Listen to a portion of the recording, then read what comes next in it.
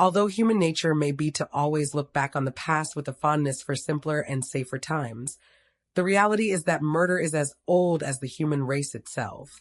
And while he may be the most infamous, Jack the Ripper was not the only grisly, cold-blooded murderer who stalked the streets of Victorian-era England. In fact, he was one of many. In today's episode of Voices in Panic, we'll be taking a look at 3 terrifying Victorian-era murderers. Kate Webster, also dubbed the Barnes Mystery or the Richmond Mystery. The murder of Julia Martha Thomas was carried out by Kate Webster in 1879 and was one of the most notorious crimes of the late 19th century. Julia Martha Thomas was a 54-year-old woman who lived in Richmond, a suburban town of southwest London. A former school teacher, Julia had been a widower twice over. She was described as a small, well-dressed lady and was known to travel frequently.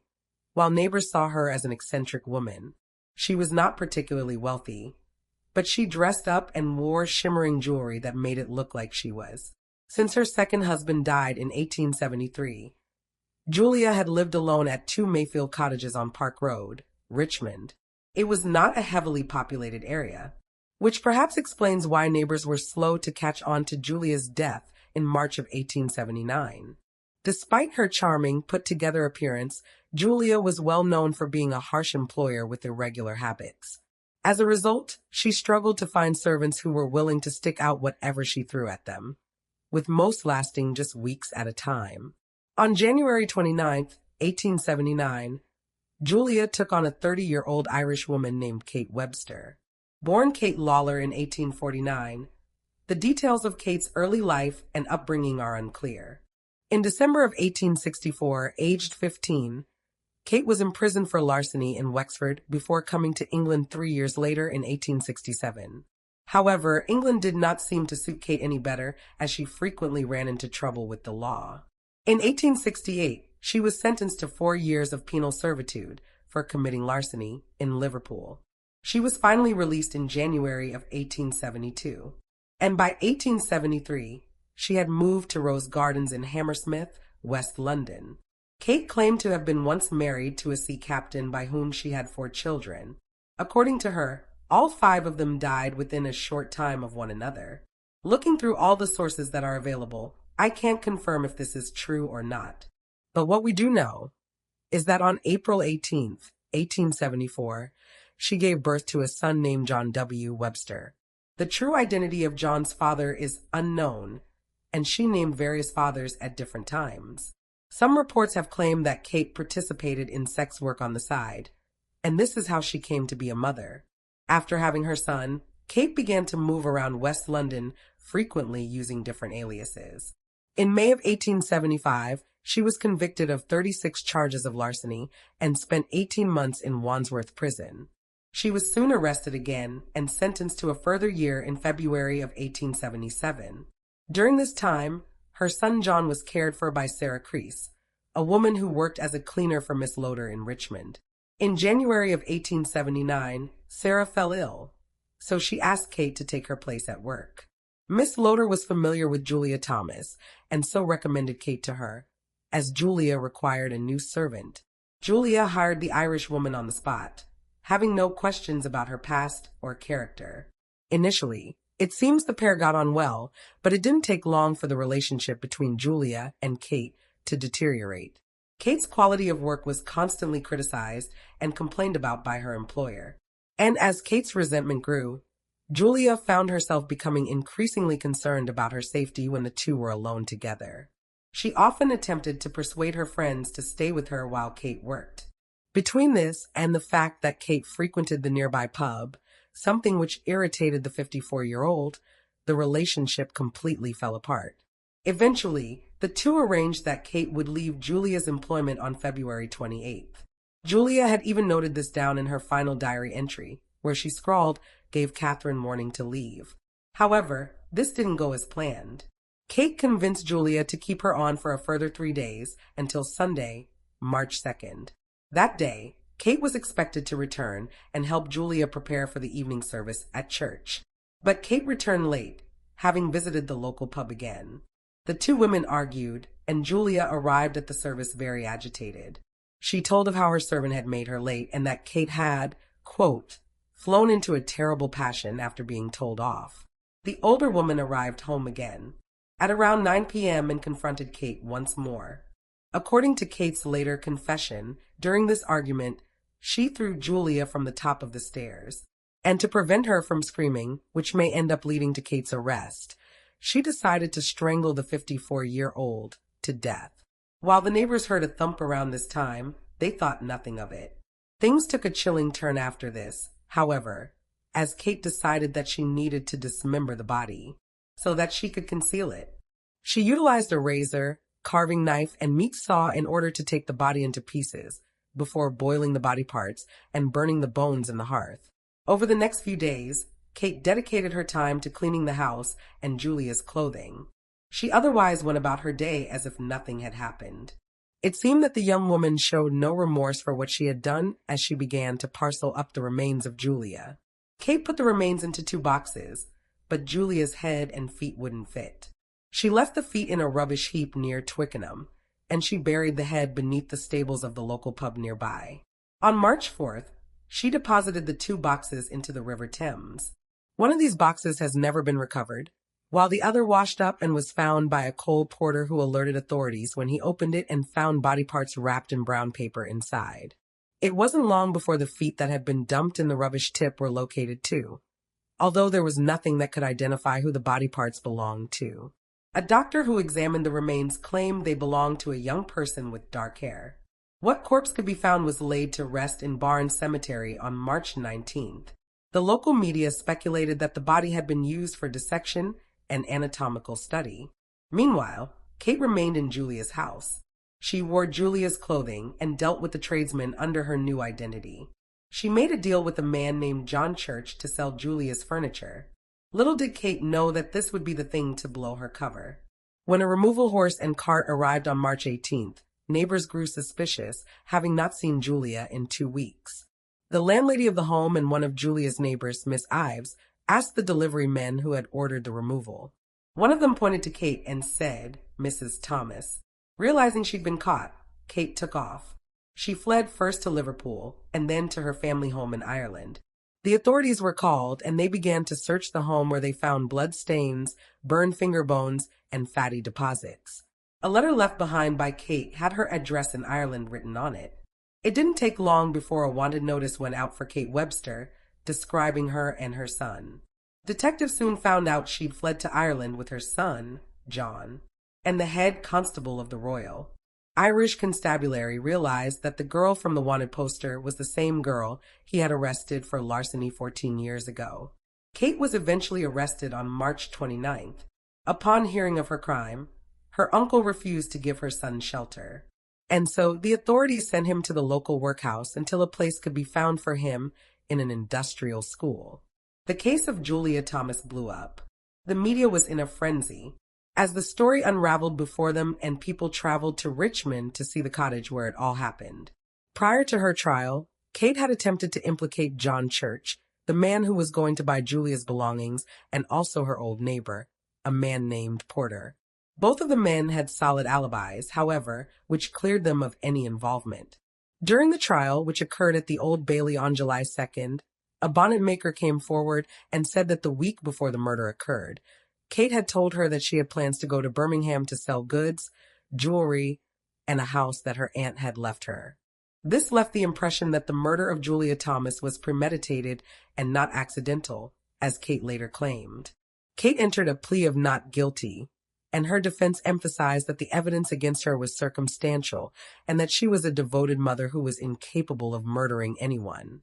However, Kate's unpopularity and her impassive demeanor did not impress the jury, who found her guilty within an hour and 15 minutes after a 6-day trial. Before her execution, Kate made 2 statements, in one of which she implicated a man named Strong, the supposed father of her child, whom she later said led her to a life of crime and had participated in the murder. Kate also tried to avoid her death sentence, claiming that she was pregnant, but this was rejected. Then on July 28th, Kate recanted all her accusations, definitively clearing Porter Church and Strong of any involvement. And she took sole responsibility for the murder and dismemberment of Julia Thomas. Kate was hanged at Wandsworth Prison on July 29th, 1879, and was buried in an unmarked grave in one of the prison's exercise yards. Kate was only the second person hanged at the prison, and of the 135 people who came to die there, she was the only woman. The cottage where the events unfolded stood unoccupied until 1897. People simply refused to live in it after the murder. Even when the new tenant arrived and made themselves at home in the old cottage, servants were hard to come by and reluctant to take any jobs there.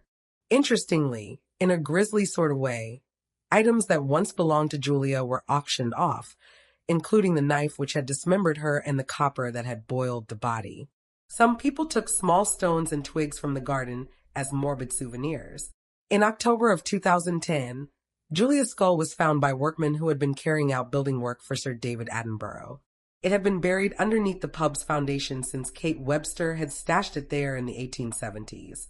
There's also an eerie tale attached to Julia's story, which says that Kate offered jars of the older woman's body fat to her publican, neighbors, and children, claiming that it was lard. This isn't proven, but Marie Manning. Marie Manning was born Marie de Roux in Lausanne, Switzerland, 1821, and entered the domestic service line of work when she moved to England. Marie started off as a maid to Lady Pock of Haldane House near Exeter in Devon, before going on to be maid to Lady Blantyre of Stafford House in the West End of London in 1846. The jobs that Marie worked led to her gaining a taste for a luxurious lifestyle that she simply couldn't afford on her wages. They also led to her obtaining a fear of living in poverty. This lust for a lavish life is ultimately what led to her downfall. On May 27, 1947, Marie 28 married publican Frederick George Manning at St. James's Church in Piccadilly. Fred had a checkered past. He'd worked on the railways, but ended up being discharged after it was suspected that he was involved in several robberies. Prior to her marriage to Fred, Marie had also been seeing another man, a 50-year-old named Patrick O'Connor. Patrick was a gauger, or a tax collector on the London docks, and was also a moneylender who charged significant interest, which led to him garnering an impressive amount of wealth. Initially, Marie had been torn between the two men, who both expressed an interest in taking her hand in marriage. Fred was of her age, but a less reputable character and earned less money. Patrick was older and a heavy drinker, but wealthier. In the end, Marie was swayed by Fred, who claimed that he would soon inherit a large sum of money. However, it wasn't long after the couple were married that Marie realized the inheritance wasn't coming. Dissatisfied with this relationship, or perhaps more precisely, the lack of money within it, Marie continued her affair with Patrick. It is unclear exactly how Marie's plot came into fruition. Driven by money and greed, she hatched a plan to kill Patrick O'Connor and take his wealth, purchasing a shovel and some quicklime in preparation. On August 8th, Patrick dined with Marie and Fred in their home in a district in southeast London. While Marie had intended for Patrick to come alone, he had bought a friend. So the foursome enjoyed each other's company and ate dinner together. Marie invited Patrick for dinner again the following night, requesting that he come alone. So on August 9th, Patrick did so. While Patrick washed up before dinner, Marie shot him in the back of the head with a pistol. However, the wound did not immediately kill him, so Fred bashed his head in with a crowbar. Patrick's grave had already been dug by the couple in their kitchen beneath the flagstone floor, and they placed him in it, covering his body with quicklime, which they believed would speed up the decay of his flesh. Within days, Marie had been to visit Patrick's lodgings on Greenwood Street.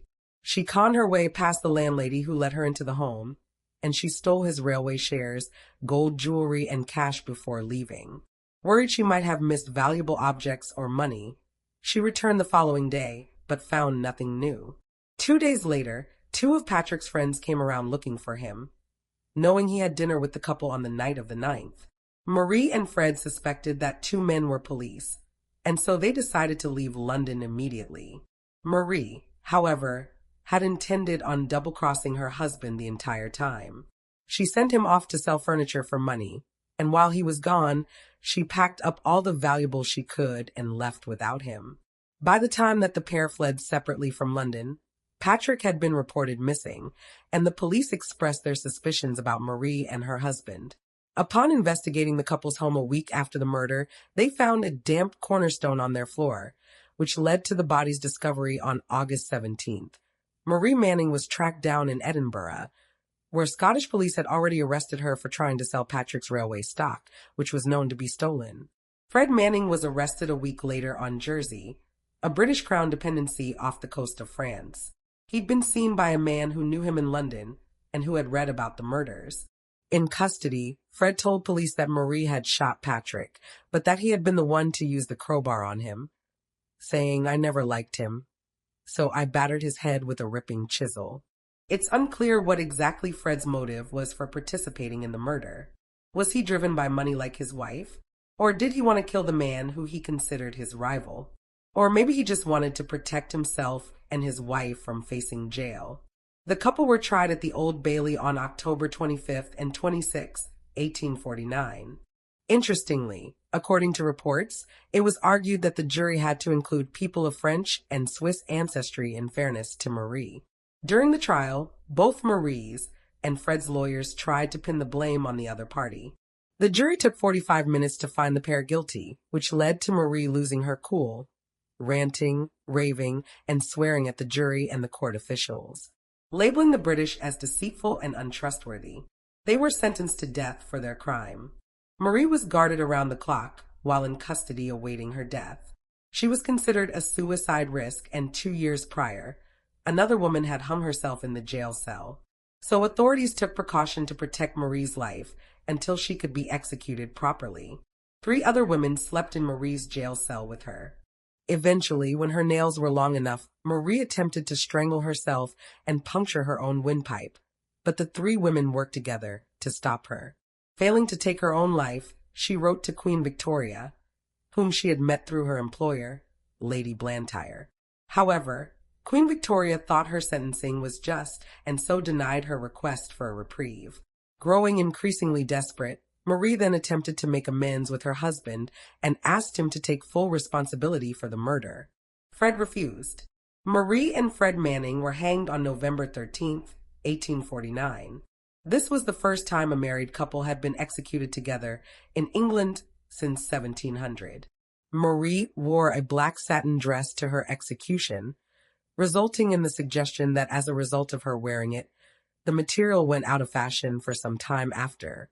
This is a colorful but untrue wives' tale. The public execution was attended by an estimated 30 to 50,000 people. Charles Dickens was one of the attendees, and he went on to base one of his characters on Marie's life. This character was Mademoiselle Hortense, a maid in the book Bleak House. The murder of Patrick O'Connor by Marie and Fred Manning was dubbed the Bermondsey Horror, and its gruesome nature haunted the London area for years afterward. Richard Dadd, born in Chatham, Kent on August 1st, 1817. Richard Dadd was a renowned English painter known for his depictions of fairies and other supernatural subjects. His most popular works were created when he was staying in Broadmoor Hospital, but the story of how he got there is both tragic and chilling at the same time. Richard was born to a chemist named Robert and his wife, Mary Ann, and was one of 7 children. He lost his mother at the age of 7, and his father went on to remarry. As a child, Richard attended King's School in Rochester. His drawing skills became evident very quickly and from a very young age. When he turned 20, he attended the Royal Academy of Arts. 3 years later, in 1840, Richard was awarded a medal for his life drawing skills. At some point during his early career, he is noted to have also attended William Dodson's Academy of Art.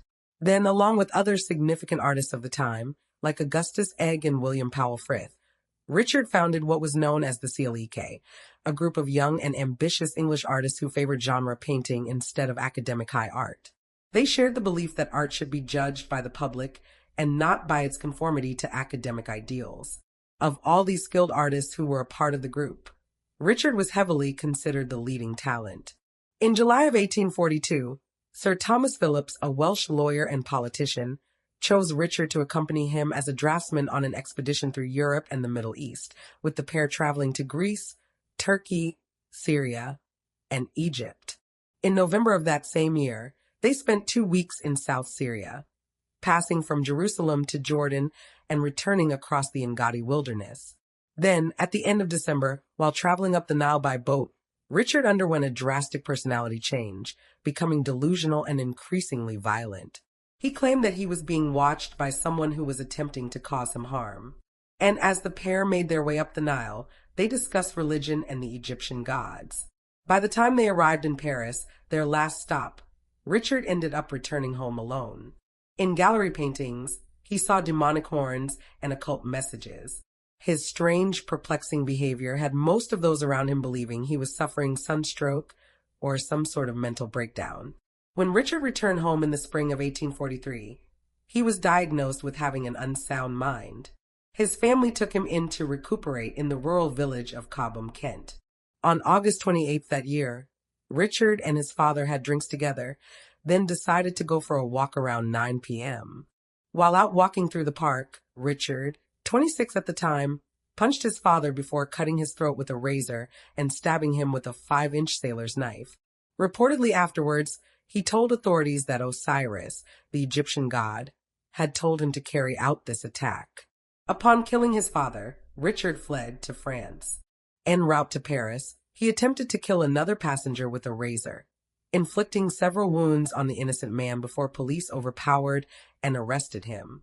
Richard claimed he was the son and envoy of God, sent to exterminate men most possessed with the demon. He went on to confess to murdering his father and was returned to the United Kingdom for punishment. Back home, Richard was deemed unfit for trial and committed to the criminal department of the Bethlehem Royal Hospital. Later, he would be transferred to Broadmoor. In both hospitals, Richard was cared for by 3 doctors. He is suspected to have suffered from paranoid schizophrenia, which was, back in the 1800s, not something that was commonly spoken about or recognized until 1878. Reportedly, 2 of his siblings had also suffered from the condition, while another had a private attendance for unknown reasons. During his time in hospital, Richard was actively encouraged to continue painting. In 1852, he created a portrait of one of his doctors, Alexander Morrison, which to this day hangs in the Scottish National Portrait Gallery. While in psychiatric care, he also painted one of his most famous pieces, the Fairy Fella's Master Stroke, which he worked on for almost a decade between the ages of 1855 and 1864, and which inspired Freddie Mercury to later pen a song of the same name. Richard spent 20 years in Bethlehem before being moved to Broadmoor, where he lived out his remaining years, painting constantly and receiving infrequent visitors until his death on January 7th, 1886. He passed away from an extensive disease of the lungs.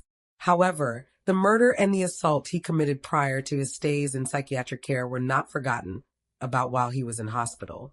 According to doctors, Richard spoke about the murder as if it was perfectly executed, his story theatrical and his mood unregretful. He was also known to lash out at other inmates and insist that the son of Osiris dwelled within his body. But he would apologize for his outbursts afterwards. Doctors noted that he became less violent with age, but that he continued to suffer under his delusions until the day of his death. And there you have the facts. Please leave a comment down below with your own theories and speculations, and remember to like this video and subscribe to support the channel. If you're still hungry for true crime content, you can check out the Cold Case Detective podcast by following the link below. Thank you for watching. Stay alert, stay safe, and I'll see you next time.